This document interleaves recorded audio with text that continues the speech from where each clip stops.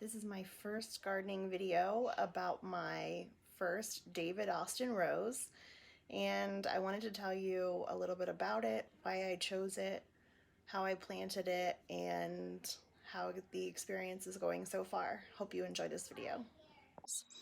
I was not in the market for a rose at all, but I was influenced by a friend on Instagram, and their handle is Abercrombie Flower Farm. I'll link it down below. They have this gorgeous farm out in North Carolina, and they have lots of roses and David Austin roses. So I got a bare root rose. I ordered it on March 1st. It arrived on April 6th. So the spot where I have my rose, there was a bush there previously, and I dug it up. It left a pretty nice size hole. And since we have clay here in North Carolina, it was really nice to not have to dig a clay hole for that to go in. So I just put the plant in a little bit below the soil line, as the handbook tells you, the handbook that comes with your rose. And then I filled the hole in the surrounding area with mushroom compost from Lowe's. It's like $3 a bag. It's pretty good stuff. And then I just took some mulch from the surrounding areas, put it around the bottom, watered it really well, and within a week I had some leaves coming out, so that was pretty exciting. I'll show you some pictures of my first leaves. My first leaves were a week later, so around April 14th, and then by May 20th I had my first blooms.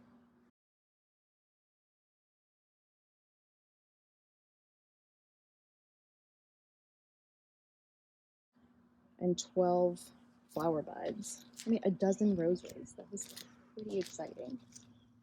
By May 24th, all of the flowers were in bloom that were on it at the time. And then as they died, I deadheaded them, which means to cut them off to encourage new growth. Let's see, here today is June 5th, so we're going in for round 2 of the next bloom cycle.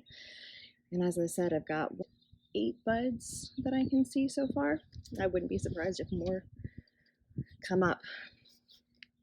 These flowers smell so good. If you could have seen me, I was like literally laying on the ground to try to smell these when they first came up. So of course I had to cut them. And when I cut my flowers, I always take some rubbing alcohol and sterilize my scissors first.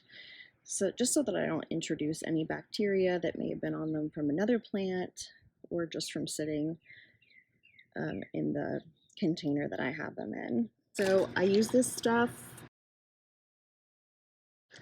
I really soak it good. As you can see, it's still shiny.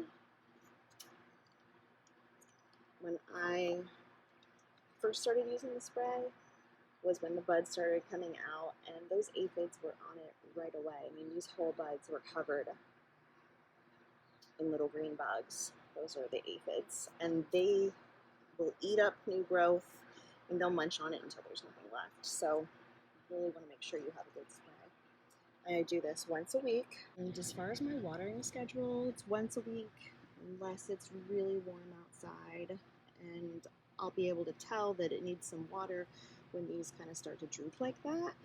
And also you can go back to the ground and feel, I mean, this is still wet from watering last night.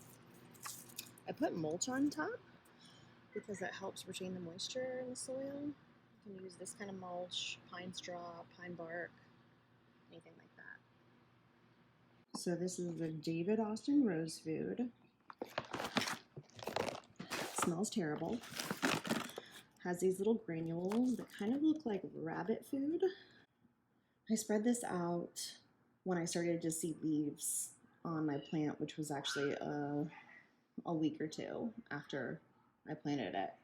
So I really took my hand and just kind of approximated. You don't want to overfeed, but I would say like that's about an ounce. So a couple of small handfuls, sprinkle them around the base of the rose and then water it well. That's all for this video on my first David Austin rose.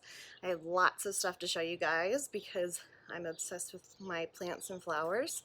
So I do have some things planned to show you on the channel, but if there's anything in particular you want to see, a video that you want me to make, just let me know. I would really appreciate it if you give this video a thumbs up and subscribe.